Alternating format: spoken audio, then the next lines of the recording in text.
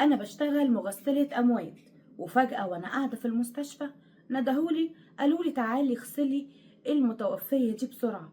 وأول لما دخلت لقيت حاجة حصلت، حاجة تقشعر لها الأبدان ومفيش أي حد ممكن يتخيلها. تعالوا اسمعوا بينا الحكاية والعظة والعبرة، بس صلوا بينا على النبي الأول. أنا طبعا عندي 35 سنة وبشتغل في مستشفى مغسلة للأموات، والمهنة دي اشتغلتها بالذات حبا فيها عشان أنا ورثت حبها من أمي، لأن أمي كانت بتشتغل مغسلة طول عمرها وكانت بتحب المهنة دي جدا، وكانت دايما تقعد وتحكيلي وتديني في حكم ومواعظ وحكايات وعبر، كانت بتعلمني منها حاجات كتير قوي.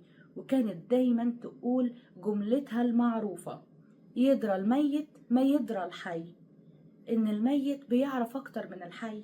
وكانت دايما تحكي لي قصص اخد منها عبرة وموعظة، وتقول لي: يا بنتي انا ما بخافش من الموت، الموت على الجبين لازم تشوفوا العين، لكن اللي بيفرق يا بنتي حسن الخاتمة وسوء الخاتمة.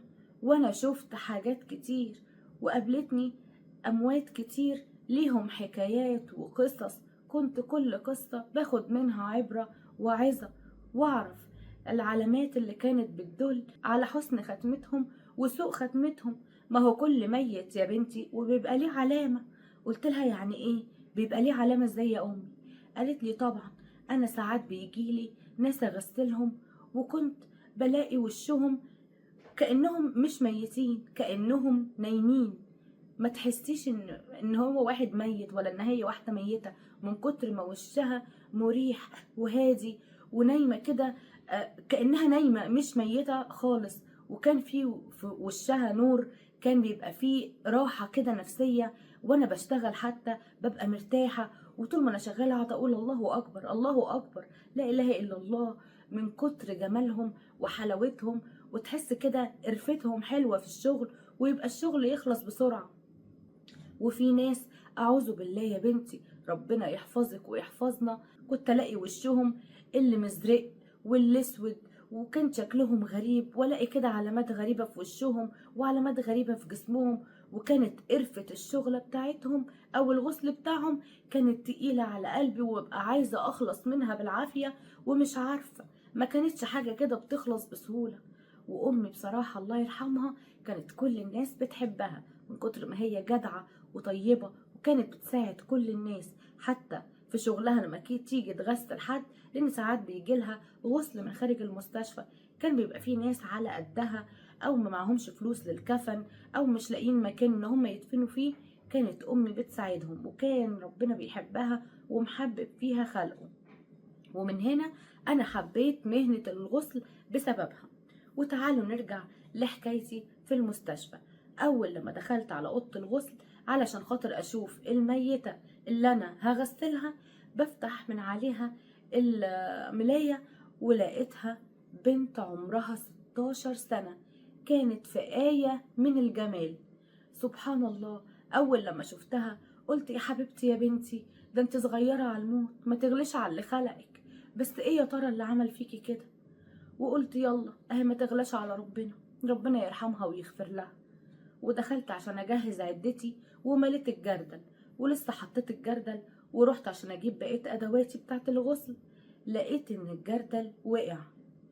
اتخضيت وقلت: هو وقع ازاي؟ ما في والجردل تقيل. انا قلت يمكن معلش يمكن قطة ولا اي حاجة. بصراحة اترعبت ودخلت تاني مليت الجردل وحطيته على الارض، ولسه بلتفت عشان اجيب برضو ادواتي الاقي الجردل يقع للمرة التانية. اترعبت اكتر وقلت: ايه اللي بيوقعه؟ هو في ايه بالظبط؟ انا ابتدى الرعب يدخل جسمي ومش عارف اشتغل كده، والست اللي بتساعدني اجازة النهاردة، طب انا هعمل ايه؟ قلت بس التالتة تابتة، هروح املى الجردل تاني واشوف اللي هيحصل. مليت الجردل وواقفة مستنية اشوف اي حاجة هتحصل تاني، مفيش حاجة حصلت. ولسه بلتفت بجيب حاجتي لقيت الجردل وقع تاني.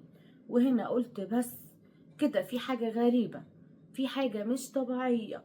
وببص على البنت، على وش البنت، لقيت زي دموع نازلة من عينيها، قلت يا ترى هي البنت دي ماتت ازاي. ولقيت كده في دماغها وانا جايه لسه عشان اغسلها، لقيت دم نازل من دماغها. واللي انا اعرفه عن الميت ان لما بيبقى فيه دم، الدم بيتجلط او بيقف، لكن الدم ان هو لسه نازل من دماغها. قلت يا ترى هو فيه ايه، هي البنت دي ميتة ولا حية وهم غلطوا في تشخيصها. وندهت للراجل اللي في العنبر وقلت له هي المتوفية دي حالتها ايه، ومتأكدين انها ماتت ولا لا. قال لي اه طبعا ماتت، وكشفوا عليها واكدوا انها ميتة. قلت له بس الدم لسه نازل ونعرف ان هو بيتجلط. قال لي لا عادي عادي، ممكن تحصل عادي، غسلي انت بس ويلا. فقلت له طب معلش قولي هي ماتت ازاي. فقال لي معرفش والله، انا اللي سمعته او اللي عرفته كده من اخواتها، كده الكلام اللي اتقال ان هي وقعت من فوق السطح، رمت نفسها من فوق السطح ووقعت ميتة. طبعا دخلت وبقيت مش عارفة، وبقيت ابص كده على اخواتها وقلت عايزة اسألهم، عايزة اعرف في ايه السبب. انا حاسة ان في حاجة ورا دموع البنت اللي نازلة من عينيها. رحت كده ولقيت اخواتها كده 2 شبان رجالة ومعاهم واحدة تالتة كانت منهارة من العياط. سألتهم هي البنت ماتت ازاي، قالوا لي وقعت من فوق السطح. وطبعا المنهارة دي سألت اخواتها الشباب وقلت لهم هي دي اختكم، قالوا لي اه.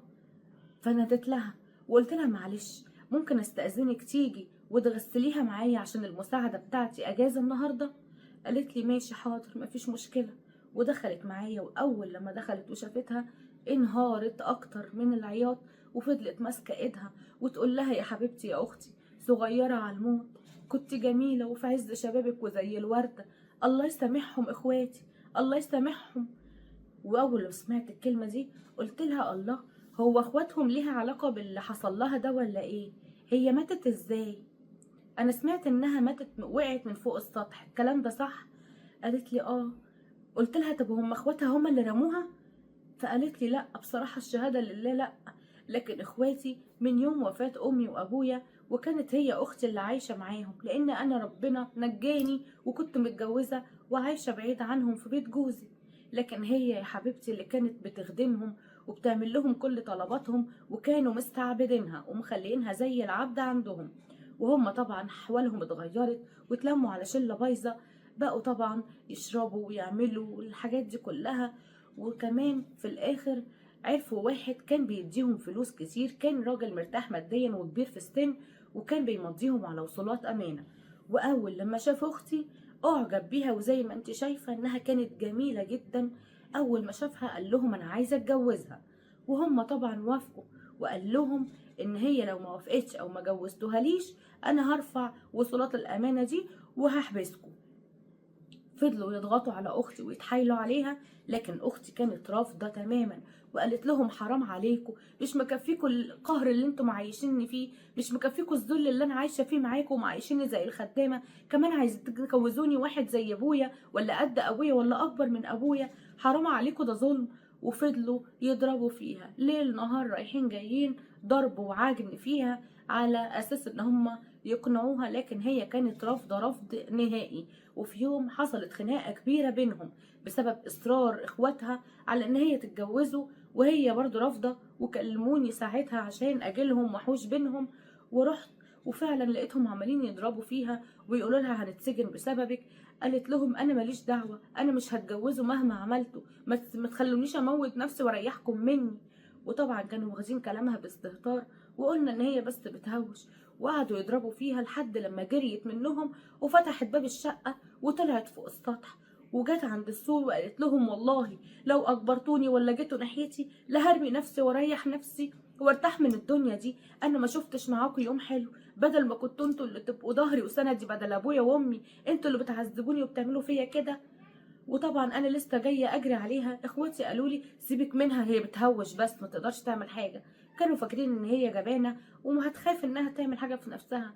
لكن يا حبيبتي من كتر اللي شافته والظلم اللي شافته سهل عليها اي حاجه، وشافت ان الموت اهون ليها وراحه ليها من اللي هيحصل لها. وفعلا اول لما اخواتي قربوا منها عشان يجيبوها قامت راميه نفسها ووقعت ماتت في ساعتها. جينا بيها على المستشفى على طول وقالوا ان هي ماتت. طبعا انا اول ما سمعت الكلام ده قلت لها معلش ما تزعليش مني، انا لازم ابلغ اداره المستشفى بالموضوع ده، مش يمكن اخواتك يكونوا هم اللي رموها وهم اللي عملوا فيها حاجة؟ قالت لي لا والله ما عملوا فيها حاجه، ما الموضوع كان قدامي، وبعد كده ما تندمنيش ان انا حكيت لك على حاجه. قلت لها معلش دي مسؤوليه، ولازم ان انا ابلغ اداره المستشفى بالموضوع ده وبالواقعه دي. وفعلا بلغت، وفعلا ساعتها خدوا الولدين عشان خاطر يحققوا معاهم. ومن ساعتها اول لما خدوا اخواتهم والاخت طلعت بره وبدات اغسل، الموضوع مش سهل خالص. وغسلتها والدموع وقفت والدم وقف ونشف اول لما حصل كده. وزي ما يكون ان البنت كانت عايزاني ان انا اخد لها حقها من اخواتها، وكان ده السر ورا الحكاية. وفعلا افتكرت ساعتها كلمة امي: يدرى الميت ما يدرى الحي. وعلشان كده انا المهنة دي علمتني حاجات كتير، وربنا يكفينا شر القريب قبل الغريب. والزمن ده ما بقاش فيه ولا اخ ولا اخت، بدل ما يبقى كلنا نحابي على بعض ونخاف على بعض، بقينا بنقطع في بعض عشان خاطر نفسنا وعشان خاطر مصلحتنا. وحبيت احكي لكم الحكاية دي عشان تبقى عبرة وموعظة لكل واحد فينا، وربنا يحسن ختامنا جميعا يا رب. متنسوش لو عجبتكم الحكاية ما تنسوش تعملوا لايك وشير وفعلوا الجرس عشان يوصل لكم كل حكاياتنا ومشاكلنا وقصصنا. هنستنى منكم رسايلكم، ولو عندكم اي مشكلة بعتوها لي. استنوني كل يوم في حكاية جديدة او مشكلة جديدة مع مي علي. دمتم في حفظ الله.